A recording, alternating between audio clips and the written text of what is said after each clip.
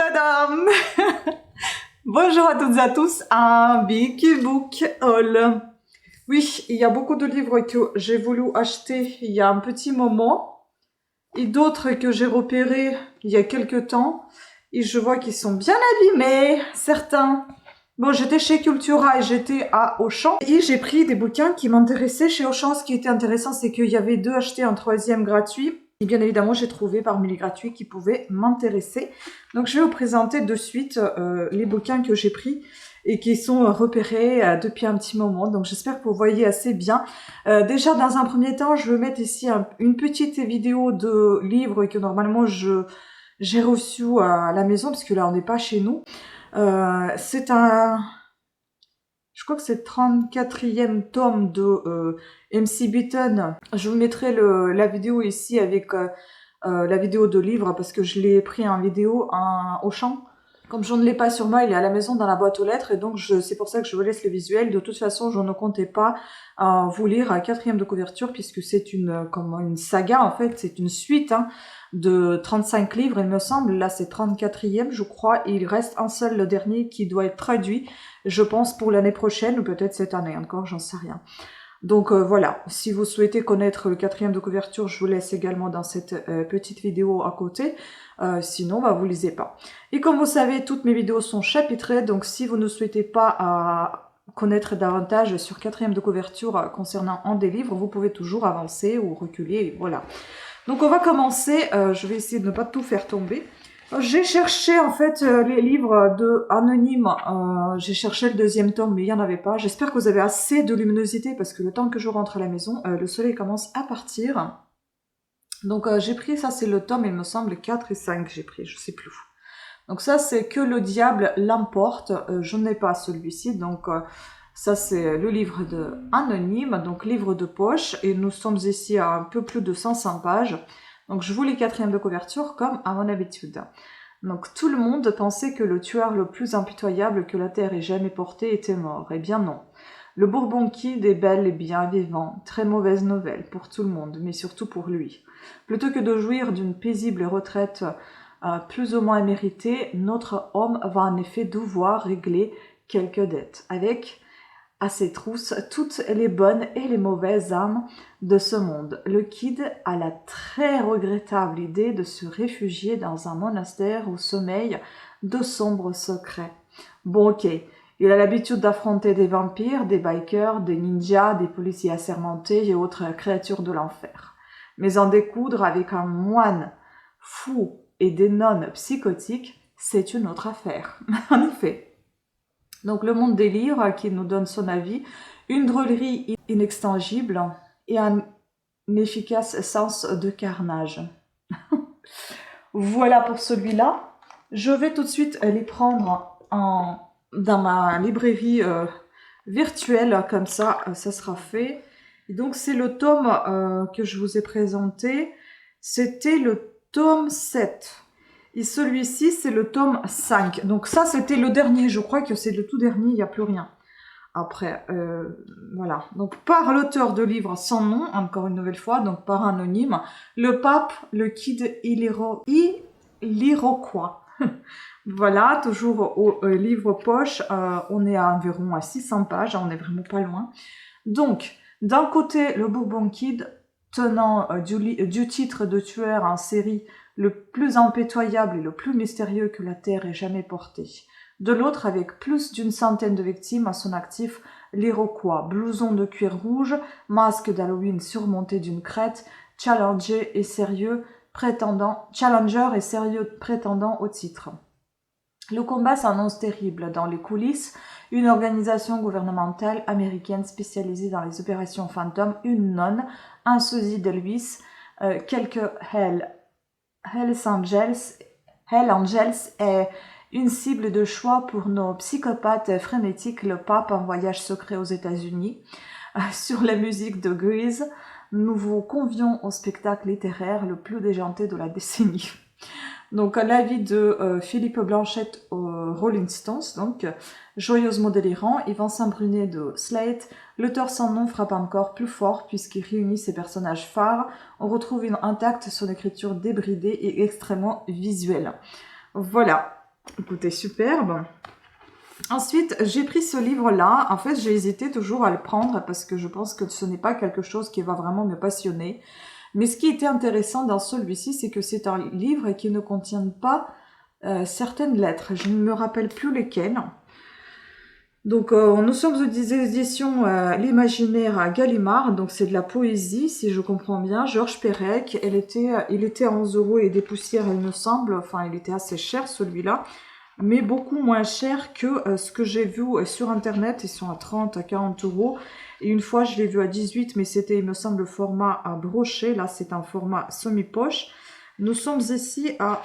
et c'est bizarre, c'est écrit en rouge, en noir, enfin bon, c'est... je sais pas pourquoi. C'est les métagraphes qui sont écrites en rouge. Je ne sais pas ce que ça veut dire, les métagraphes. Il faut que je regarde. Ah, métagraphes, donc voilà. La voyelle inconnue. J'ai étudié les phonèmes de toutes langues du monde, passées et présentes, principalement intéressé par les voyelles qui sont comme les éléments purs, les cellules primitives du langage. J'ai suivi les sons vocaliques dans leur voyage séculaire. J'ai écouté à travers les âges le rugissement de la, donc A, le sifflement de li, le bêlement de le ululement de lu, les ronflements de l'eau, les innombrables mariages que les voyelles ont contractés avec d'autres sons n'ont pour moi plus de secret. Et cependant, presque au terme de ma carrière, je m'aperçois que j'attends toujours, que je pressens toujours la voyelle inconnue. La voyelle des voyelles, qui les contiendra toutes, qui dénouera tous les problèmes. La voyelle qui est à la fois le commencement et la fin, et se prononcera avec tout le souffle de l'homme, par une distension géante des mâchoires, comme si elles coulaient réunir en un seul cri, le bâillement de la nuit, le hurlement de la faim, le gémissement de l'amour, le râle de la mort. Quand je l'aurai trouvé, la création s'engloutira elle-même et il ne restera plus rien, rien que la Noël inconnue. Jean Tardieu, un mot pour un autre. Et on a également ici l'alphabet magique et les hiéroglyphes mystérieux ne nous arrivent qu'incomplet et faussé, soit par le temps, soit par ceux-là, mais qui ont enterré à notre ignorance. Retrouvons la lettre perdue ou le signe effacé, récomposons la gamme dissonante et nous prendrons force dans le monde des esprits. Gérard de Nerval, cité par Paul Éluard, poésie involontaire et poésie intentionnelle. Ah oui, en fait, ce sont des citations des gens indifférents. Bon, je vais pas tous vous les lire. Ça a l'air assez sympathique. Donc, ce livre il contient 311 pages. Se présente avec des marges assez importantes. Et le soleil, il nous arrive en plein visage, c'est génial. Je vous mettais pas ça. Donc, La disparition de Georges Perec. C'est un livre très très connu. Écoutez, on va changer de place parce que ça va pas le faire comme ça. C'est pas possible. J'en ai encore un paquet à vous présenter, j'ai pas envie d'être embêtée par le soleil. Bon, j'espère que là on est bon. Désolée pour le bazar que vous devez voir. Hop, rien. C'est presque enlevé. On continue donc avec la disparition. J'aime beaucoup comment il est fait. Il y a un petit... ici, c'est un bombé. Trahir qui disparut dans la disparition, ravirait au lisant subtil tout plaisir. Motius donc sur l'inconnu noyau, manquant, un rond pas tout à fait clos finissant par un trait horizontal. Blanc sillon d'un natif, où s'abîma un Anton voile, mais d'où surgit aussi la fiction. Disons sans plus qu'il a rapport à la vocalisation. L'aiguillon paraîtra à d'aucuns trop grammatical. 20 soupçons, contraints par son savant pari en moult combinaisons, allusion, substitution ou circonclusion, jamais GP, donc Georges Perec, n'arracha au banal discours joyaux plus brillants ni si purs. Jamais plus folle alibi n'accoucha d'avatar si mirobolant. Oui, il fallait un grand art, un art hors du commun, pour fourbir tout un roman sans ça. Par Pingot. Je pense Bernard Pingot. C'est bizarre, mais je me souviens pas du tout qu'est-ce qui manquait dans ce bouquin. Écoutez, je vais essayer de voir. Parce que ici, je vais vous lire aussi quand même ce qui est marqué là. Anton Voel n'arrivait pas à dormir. Il alluma. Son jazz marquait minuit 20. Il poussa un profond soupir, s'assit dans son lit, s'appuyant sur son polochon. Il prit un roman, il l'ouvrit, il lut. Mais il n'y saisissait qu'un imbroglio confus. Il butait à tout instant sur un mot dont il ignorait la signification. Il abandonna son roman sur son lit. Il alla à son lavabo. Il mouilla un gant et qui passa sur son front, sur son cou, son pouce, son pouce battait trop fort. Il avait chaud. Il ouvrit son vasistas, scruta la nuit et faisait doux. Une bruit indistinct montait du faubourg. Un carillon, plus lourd qu'un glace, plus sourd qu'un tocsin, plus profond qu'un bourdon, non loin, sonna 3 coups. Du canal Saint-Martin, un clapotis plaintif signalait un chaland qui passait. Je pense que j'aurais besoin d'un dictionnaire pour lire ce bouquin. Alors, je vais quand même vérifier, mais il me semble que La disparition donc, de Georges Perec, c'est un livre qui ne contient pas certaines lettres.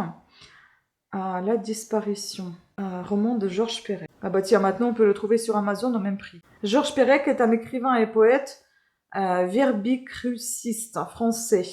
Ah, il est déjà décédé, d'accord. Ah, il est décédé en 45 ans, la vache. Ah voilà. La disparition où il reprend son obsession de l'absence douloureuse. Ce premier roman, Olympia, de Perec, est aussi un roman lipogrammatique. Il ne comporte aucun E. Paraît ensuite, voilà, donc il n'y a aucun E. Écoutez, on va voir ça, s'il n'y a aucun E. Ça va être très très bizarre à lire ça. Bah, on verra bien. En tout cas, voilà comment ça se présente. Ensuite, donc je vais l'enregistrer également, le petit roman. J'espère que ça va être assez sympa à lire, mais je pense que ça va pas être facile. C'est mon chéri qui m'a fait découvrir ce livre, je ne le connaissais pas du tout. Ensuite, j'ai pris celui-ci. On a le journal d'Anne Frank que je n'ai jamais lu parce que je pense que ça va être très très douloureux à lire et assez dramatique. Mais j'ai quand même voulu savoir la suite de l'histoire. J'ai vu le film. Hein. Donc, Qui a trahi Anne Frank de Rosemary Sullivan. Donc, le point qui nous laisse la vie, le livre est reconstituant le puzzle d'une enquête hors norme, et j'ai envie de savoir ça. Aux éditions HarperCollins Poche, moi j'adore ces éditions, je trouve que c'est tellement bien présenté à chaque fois. Alors ici, on a quelques images d'Anne Frank, enfin quelques photos, et le livre est assez dense quand même. Hein. Et les feuilles sont très fines, on dirait un peu la Bible quand même. Et là, nous sommes à, je pense, plus de 500 pages. Hein. Je sais pas, mais il y a quand même beaucoup de... Ah oui, il y a beaucoup de... Je sais plus comment on dit ça. Beaucoup de références à la fin, beaucoup de glossaires, beaucoup de pages de glossaires. Et nous sommes à... Bah tiens, il n'y a pas de pagination. Non. C'est quoi ça? Ah. Nous sommes à 356 pages et tout ça, tout le reste, ce n'est pas du tout... le livre, c'est le glossaire, c'est des remerciements, etc. Enfin, il y a beaucoup de remerciements quand même. Hein. Et on a aussi un avis de Le Figaro. Après une enquête 6 ans, le coupable aurait été trouvé. Un livre raconte cette histoire rocambolesque. Donc traduit de l'anglais Canada par Samuel Todd et Carol Delporte. L'histoire d'Anne Frank et de son journal est tristement célèbre. Les hypothèses sur l'identité de l'informateur ou de l'informatrice qui révéla sa cachette au SS ont été aussi nombreuses que peu concluantes. 70 ans après les faits, une équipe internationale s'est donnée pour mission de découvrir la vérité. Scientifiques, historiens, policiers ont reconstitué, minute par minute, les semaines précédant l'arrestation des Frank, à l'aide des milliers de pages d'archives, de l'intelligence artificielle, de tests ADN et d'interviews de témoins directs ou indirects, d'une trentaine de scénarios possibles, ils n'en retiendront finalement qu'un seul. Au-delà de la restitution d'un travail analytique et historique titanesque, Rosemary Sullivan brosse le portrait saisissant d'un Amsterdam au cœur de l'occupation. Voilà, hâte de le découvrir également. Ensuite, J'ai pris les 3 premiers livres de Cozy Mystery. On part sur quelque chose d'un peu plus léger. Et il y a déjà le 5e qui est en cours, je crois, qui est en route, qui va bientôt sortir parce que j'ai reçu un message de livre de poche, il me semble que c'est apparaître. Ou je crois que je l'ai vu dans ma librairie, que c'était affiché apparaître. Donc je vais vous lire 4e de couverture de chacun de ces bouquins. Pareil, on est toujours aux éditions HarperCollins. Et donc voilà, je pense que c'est ça, l'ordre. Donc 310, 311 et 312. Donc on commence par le vert qui est ici. Ce sont des policiers, donc Cozy Mystery, hein, moi je dis, mais oui, c'est des policiers. Une enquête de Loveday et Ryder. Donc le corbeau d'Oxford, de Fess Martin. Ici, nous sommes à pas très loin de 300 pages. Oxford, 1960. Lorsque Sir Marcus Deering, un riche industriel de la région, reçoit plusieurs lettres de menaces anonymes, il prend le parti de ne pas s'en inquiéter. Mais bientôt, un meurtre est commis et les meilleurs éléments de la police sont mobilisés. La toute jeune policière Trudy Loveday rêverait de participer à une opération aussi importante, mais ses supérieurs coupent rapidement court à ses ambitions. Écartée de l'enquête et chargée d'assister le brillant, mais peu amène, Dr Clément Ryder, médecin légiste sur une affaire classée, elle se retrouve pourtant très vite au cœur d'une énigme qui pourrait bien l'amener sur la piste du mystérieux corbeau d'Oxford. Voilà, on a la vie ici, ils sont pas chers ces livres-là. Ils sont à 5,90 € par rapport à d'autres poches. Donc ici, on a un avis de Renaud Laillé, page des libraires. Un extraordinaire duo de détectives. Espérons que ce ne soit pas la première enquête d'une longue série tant on a envie de continuer à suivre ses protagonistes. Traduit de l'anglais Royaume-Uni par Alexandra Erscovici Schiller. Et tous les autres, c'est aussi elle qui les a traduits. Et on a toujours cet avis de Renaud Laillé partout, sur tous les bouquins. Voilà. Donc j'en ai déjà 4 à ma possession. Ensuite, on a donc le deuxième, un pique-nique presque parfait. Nous sommes à peu près au même niveau de page, je crois. Voilà, on n'est pas loin de 300 pages. Donc, été 1960, après la fête de fin d'année organisée par les étudiants de St. Bates College, sur les bergers d'une rivière, le corps d'un certain Derek Chadworth est retrouvé flottant dans les eaux de Port Meadow. Si tous les jeunes gens présents sur les lieux affirment que la mort de Derek est accidentelle, aucun d'entre eux ne peut attester avoir bel et bien aperçu ce dernier durant les festivités. Confronté à des témoignages vagues et peu crédibles, le docteur Clément Ryder décide d'ouvrir une enquête assistée de la jeune policière Trudy Loveday, infiltrée parmi les élèves. Trudy arrivera-t-elle à percer le mystère qui entoure la mort d'un des jeunes hommes le plus populaire de l'université? Car une chose est sûre, Derek Chadworth n'était pas un étudiant comme les autres. Donc, à l'avis de Renaud Laillé, une paire d'enquêteurs détonnante. Et enfin, on a pareil, le même avis ici. Donc, meurtre en coulisses. Pareil, on n'est pas loin de 300 pages. C'est très bien, il y a des chapitres, je ne sais pas combien de pages font chaque chapitre. Fait chaque chapitre, mais je pense pas très loin. Voilà, ici 1960, comme je vous ai déjà dit, je n'aime pas les années 1960, je ne sais pas pourquoi, mais je suis pas très fan en fait de la mode qui était dans les années 60. Est-ce que c'était pas les hippies, je sais plus, mais enfin, en tout cas, les livres ils me paraissent plutôt pas mal, et puis j'aime beaucoup tout ce qui est auteur anglais, écossais, enfin, anglophone.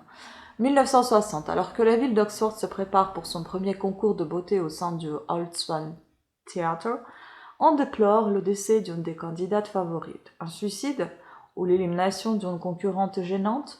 Dans cette atmosphère de compétition féroce, la liste des suspects est interminable. Pour mener l'enquête, pas le choix. Il faut se fondre dans la masse, et quant à son grand embarras, la jeune policière Trudy Loveday se retrouve à jouer ses coudes parmi les prétendantes à la couronne. Elle découvre un monde où, en coulisses, tous les coups bas sont permis. Entre mauvais tours, chantage et duperie, elle et le docteur Clément Ryder doivent boucler l'enquête au plus vite, avant que le prix ne devienne une course contre la mort. C'est vraiment très énigmatique, je trouve assez sympathique et je pense qu'assez léger quand même comme lecture. Bon, je me suis trompée de la catégorie, je le ferai après la modif. Ensuite, j'étais attirée par ce bouquin-là. Jean Telet, je le connais pas, mais je sais qu'il est assez connu. Si je le confonds pas avec un autre. Donc c'est une édition pocket, c'est un tout petit livre. Le magasin des suicides. Bon, je pense que c'est de l'humour noir. On est à peine un peu plus de 150 pages. Je pense que ça va être drôle. Après, j'aime pas trop comment c'est imprimé. Je sais pas, on dirait que l'encre a coulé. Enfin, ça fait un truc bizarre. Donc, vous avez raté votre vie? Avec nous, vous réussirez votre mort. Je me demande si je l'ai pas déjà. Bon. Imaginez un magasin où l'on vend depuis 10 générations tous les ingrédients possibles pour se suicider. Cette petite entreprise familiale prospère dans la tristesse et l'humeur sombre jusqu'à jour abominable où surgit un adversaire impitoyable, la joie de vivre. Donc on a la vie ici de Valérie Gans McGarry, Madame Figaro, donc une fable déconcertante, grinçante et respectueuse, digne des Monty Python au mieux de leur forme, pour tous ceux qui voudraient mourir de rire. Et puis le point Agathe Fournion, les amateurs d'humour noir vont se régaler, une farce aussi absurde que drôle. Et Jean Telet, voilà, et je pense que je vais aimer aussi. On va voir, je vais le scanner pour savoir si je ne l'ai pas déjà. J'aurais dû le faire déjà dans la librairie. Ah, heureusement, je ne l'ai pas. C'est très très bien. Mais je pense que je pensais l'acheter et je ne l'ai pas acheté. Voilà. Bon, ça c'est fait. La carte n'a pas tenu longtemps, hein, parce qu'on est à plus d'une demi-heure déjà. Ensuite, j'en ai pris encore pas mal de bouquins, donc préparez-vous, hein, il y en a encore. Donc Stefan Zweig, pas de défaite pour l'esprit libre. Celui-ci, je l'ai repéré et je pense que je vous en ai parlé même dans une de mes vidéos. Je l'ai repéré dans ma librairie et je l'ai pas acheté, je sais pas. Mais cette fois-ci, j'ai passé et j'ai voulu l'acheter. Donc pas de défaite pour l'esprit libre, écrit politique de 1911 à 1942. Préface de Laurent Sexic et on a toujours la traduction ici de... Ah non, il n'y a pas de... Pourquoi c'est pas marqué? On est au format donc livre de poche, édition livre de poche. C'est bizarre. Donc ce recueil de texte inédit contraste avec l'image que la postérité a gardée de Zweig. On est saisi par l'acuité de son regard, parfois prophétique, de Xavier de la Porte de Lobs.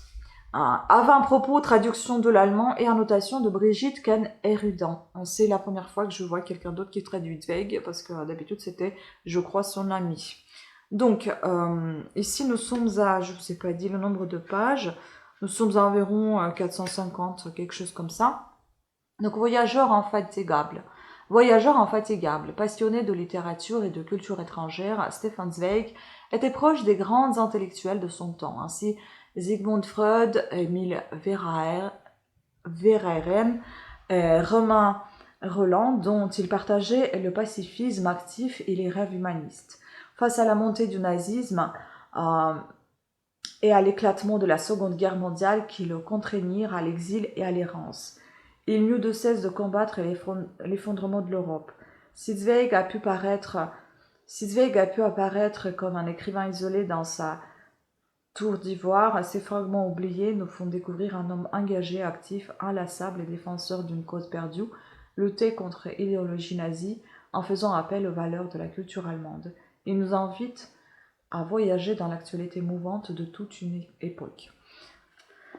Je pense que ça va être un petit peu lourd à lire, mais je pense que ça va être très intéressant et d'autant plus j'aime beaucoup, il change de police à chaque fois, donc on a de l'italique, on a de classique.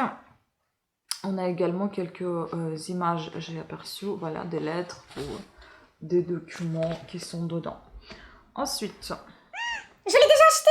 Mais quel imbécile suis-je? Oh non! Je l'ai déjà acheté, il faut que j'aille le rembourser. Oh non, c'est pas vrai. Mais non, je le vois pas. Comment ça se fait? Je sais pas quand est-ce que je l'ai scanné déjà pour savoir. Je l'ai acheté le 24 novembre. Oh non, c'est vraiment débile. Hein. Et ben je vais le rembourser. Bon, il faut que je lui renvoie un SMS. Ben je vais le faire. Donc ça, je le ferai tout à l'heure. Je vais l'échanger contre le Anonyme 2. Il me faut le tome 2, je ne l'ai pas. Je vais d'ailleurs vérifier, mais je crois que je ne l'ai pas. Et comme ça, je ferai un échange et ils vont faire venir l'autre livre de Rambouillet chez eux. Et puis, je viendrai rembourser celui-ci et échanger contre l'autre. Quel imbécile suis-je? C'est pas possible, ça. Pourtant, je scanne tout. Et voyez, je voulais l'acheter et je l'ai finalement acheté. Ça veut dire que je voulais l'acheter une deuxième fois? C'est pas possible. Ouais. Alors, Éric Foassier, le bureau des affaires occultes. Celui-ci aussi, je rôdais à côté à chaque fois, mais je ne l'ai pas acheté, j'ai vérifié. Prix Maison de la Presse 2021. Donc aux éditions Livres de poche, 444 pages, 1830. Dans un Paris fiévreux, encore sous le choc des journées révolutionnaires de juillet, le gouvernement de Louis-Philippe, nouveau roi des Français, tente de juguler une opposition divisée mais virulente. Le jeune inspecteur Valentin Verne est muté à la brigade de sûreté, fondée quelques années plus tôt par le fameux Vidocq. Il doit élucider une série de morts étranges susceptibles de déstabiliser le régime. Car la science qui progresse, mêlée à l'ésotérisme alors en vogue, inspire un nouveau type de criminalité. Féru de chimie et de médecine, cultivant un goût pour l'irrationnel, Valentin sait en décrypter les codes. Nommé à la tête du bureau des affaires occultes, un service spécial chargé de traquer ces malfaiteurs modernes, il va donner la preuve de ses extraordinaires compétences. Mais qui est vraiment ce policier solitaire obsédé par la traque d'un criminel insaisissable connu sous le surnom du vicaire? Je vous avoue que l'image comme ça me fait penser beaucoup à Arsène Lupin, mais c'est pas du tout ça. Franchement, j'ai envie de découvrir. Donc ici, on a Prix Maison de la Presse 2021, un bonus, un extrait de prologue de tome 2, Le fantôme du vicaire, publié aux éditions Albin Michel. Alors, c'est pas one shot en fait, c'est... Donc ça veut dire que il y a une suite, tome 2. Génial, je me suis fait piéger toute seule, comme une grande. Il est où ce bonus? J'aimerais bien voir. Le bureau des affaires occultes 2, le fantôme du vicaire. Ouais, donc il y a le deuxième. Écoutez, on va voir ça. Il faut que Heureusement que je suis tombée sur le premier. On va lire déjà le premier pour voir si j'adhère ou pas. Donc c'est un policier thriller. Prix Maison de la Presse, je vous l'ai dit. Un premier volet haletant. La vie de lire. Voilà. Ensuite, j'ai pris celui-ci, il était offert avec les deux autres livres que j'ai achetés. D'ailleurs, on va enlever cette mocheté. Et j'ai pris celui-là. Ah non, mais attends, j'aurais dû prendre l'autre parce que je pensais qu'il n'y avait pas marqué que c'était offert. Mais si, c'est marqué que c'est offert. Et pourquoi coller ce machin dessus? Je comprends pas. Je déteste quand on colle des trucs pareils sur les bouquins. Donc, nous rêvions juste de liberté de Henri Levenbrock. J'aime beaucoup la couverture, très très sympathique. Édition chez Lou, on n'est pas loin de 105 pages.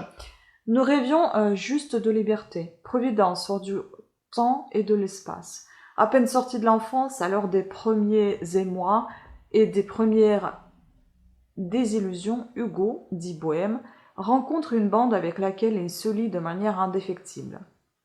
Plus qu'amis, ils seront frères et ensemble, ils vont former un clan avec un maître mot, être libre. Mieux par ce besoin irrépressible, ces rêveurs intrépides vont entreprendre une traversée du pays dans une quête initiatique semée d'épreuves, d'excès et de bonheur, guidant leur devoir d'insoumission, trois valeurs tutélaires, loyauté, honneur et respect. Les idéaux résisteront-ils à la réalité? Donc ici, on a avis de l'Obs, un grand livre sur l'amitié, la loyauté et la trahison, un véritable uppercut. Écoutez, on verra bien. Uppercut. Henri Levenbrock est né en 1972 à Paris. Il est l'auteur de nombreux polars qui ont rencontré un vif succès, dont le Syndrome Copernic, L'apothicaire, J'ai l'apothicaire et Le mystère à Fulcanelli, tous parus aux éditions Gélou. Son dernier thriller, J'irai tuer pour vous, est également paru aux éditions Gélou. Je crois que je l'ai vu en plus. Puis celui-ci, il était gratuit également. Du sang sur la glace. Donc c'est Folio policier. Ici, nous sommes... John Esbo, c'est vraiment... Il n'y a pas beaucoup de pages. C'est vraiment assez aéré, hein, j'ai envie de vous le dire. Ça va se lire, j'espère, rapidement. Et c'est pas trop compliqué. Donc il y en a même pas 200 pages. Donc ici, c'est un thriller. Michel Abesca de Télérama qui nous donne son avis. Une intrigue décalée, drôle, toujours surprenante, avec un héros dyslexique qui prend ses rêves et sentiments pour la réalité. Donc Du sang sur la glace, traduit du norvégien par Céline Roman-Monnier. Pas évident de partager la vie de quelqu'un quand on est expéditeur. À la solde de Daniel Hoffman, l'un des plus gros trafiquants d'Oslo, mais lorsque votre patron vous demande d'expédier sa jeune et belle épouse infidèle et que vous tombez amoureux de votre cible, les choses se compliquent singulièrement. Donc ici, ancien footballeur, donc John Nesbo, si vous ne connaissez pas, c'est un ancien footballeur, moi je ne connaissais pas du tout. Musicien, auteur, interprète et économiste, John Nesbo est né à Oslo en 1960, il a été propulsé en France sur la scène littéraire avec L'Homme Chauve-souris.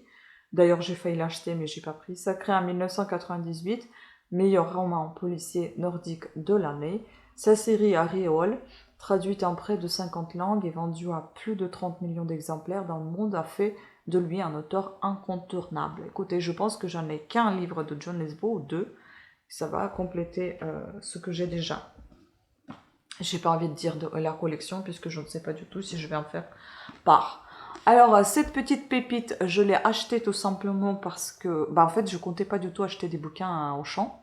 J'étais passée à Cultura parce que j'étais pas très loin pour un autre truc que vous allez voir dans une de mes vidéos Vita Beauté. Et je suis tombée dessus. Pierre Bellemare et Jean-François Namia, ce duo incontournable, génial, criminel, le mal au féminin, les femmes tueuses à travers les siècles, je ne l'ai pas. Je l'ai scanné, j'ai vu, je ne l'ai pas. Et j'avais envie de le prendre, donc je l'ai pris. Vous savez mon amour pour Pierre Bellemare. Donc nous sommes ici à 443 pages, c'est très très dense. Donc, je pense que ça se dit comme ça, Catherine Daucher, dite La Voisin, organisait des messes noires où l'on sacrifiait des nourrissons pour le compte de Madame de Montespan. Lucrèce Borgia était connue pour être la plus grande empoisonneuse de l'Empire romain. Erzbeth Bathory, elle s'en prenait à de jeunes vierges pour se baigner dans leur sang et conserver ainsi une peau douce. Figure emblématique du crime ou tueuse confidentielle de la Hongrie du XVIe siècle, à la mer de Chine, découvrait à travers ces histoires cruelles et glaçantes le destin hors norme de 40 femmes passées maîtresses dans l'art du meurtre. Voilà, j'adore. J'adore Pierre Bellemare, j'aime beaucoup comment il raconte, donc voilà. Et enfin, le tout dernier, et ce sera terminé pour aujourd'hui, celui-ci aussi, il me faisait un clin d'œil depuis à chaque fois que je passais dans la librairie, et je l'ai pris. Mais en fait, j'avais un gros doute, parce que c'est un gros pavé, qui me faisait peur. Il a plus de 1300 pages. Il est vraiment énorme. Robert Galbraith, Sang troublant. Une enquête de Cormoran Strike, et je crois que c'est un texte intégral. Je sais plus. Une enquête de... Voilà. Tac, tac, tac. Qu'est-ce qui est marqué? Donc, c'est un policier thriller, traduit de l'anglais par Florian Vidal. Une intrigue à la fois riche, originale et fascinante. Un livre ouvert, donc la vie de... Un livre ouvert. Cormoran Strike rend visite à sa famille à Cornouailles. Encore Cornouailles, j'adore cet endroit. Quand une inconnue l'approche pour lui demander de l'aide. Elle aimerait retrouver sa mère, Margot Bamborou, disparue en 1974 dans des circonstances non élucidées. Strike n'a encore jamais traité une affaire classée, mais intrigué, il accepte malgré les chances plutôt minces de trouver des éléments 40 ans après les faits. Le dossier s'ajoute donc aux nombreux cas sur lesquels Strike et son associé Robin travaillent déjà, au moment où cette dernière est empêtrée dans un divorce inextricable. Les sentiments qu'elle éprouve pour Strike ne facilitent pas non plus l'enquête. Ce 5e volume de la série est incontestablement le meilleur roman de Robert Galbraith à ce jour. C'est le numéro 5. Ah non, c'est abusé, non. Je me suis fait avoir, en fait. Robert Galbraith est le pseudonyme de J.K. Rowling, donc autrice mondialement connue de la série Harry Potter, et d'une place à prendre à Grasset. 2012, les 4 premiers volumes des aventures du détective Cormoran Strike se sont vendus à des millions d'exemplaires à travers le monde et l'ont imposé comme un des nouveaux maîtres du polar. Non, c'est pas vrai. Moi, je pensais que c'était intégral. Alors non, c'est un seul qui est comme ça. Donc tous les autres, les 4 premiers sont aussi épais. Je ne sais pas dans quoi je me suis embarquée, mais enfin bon, écoutez, je vais me procurer les 4 premiers, parce que sinon c'est ridicule. Moi qui ai dit que c'est bon, c'est fini, j'achète plus rien. je retombe dans mes filets et j'arrête de vous le dire tout simplement. Si j'achète, bah j'achète. Si j'achète pas, eh bah j'achète pas. En tout cas, je lis, je continue de lire, ça me plaît énormément et je n'arrêterai pas de bouquiner, même si j'arrêterai un jour d'acheter. Voilà. Je vous fais un petit ajout parce qu'en fait, je viens de voir concernant Robert Galbraith, je crois, c'est comme ça. C'est le pseudonyme de l'autrice de Harry Potter. Donc en fait, comme je vous ai dit, il y a plusieurs livres avant Sans trouble qui est son cinquième roman. Le sixième n'a pas encore été traduit en français. Et les premiers, c'est L'appel du coucou, que j'ai déjà lu et que j'ai pas aimé. Ensuite, c'est Le ver à soie, la carrière du mal et Blanc mortel. Donc déjà, L'appel du coucou, j'ai pas aimé parce que... Bah, j'ai pas aimé, quoi. J'ai rien trouvé d'extraordinaire.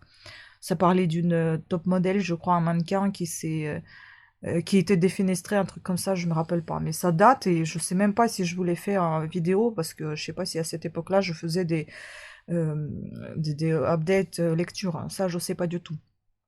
Donc, je ne pense pas que je vais acheter les précédents.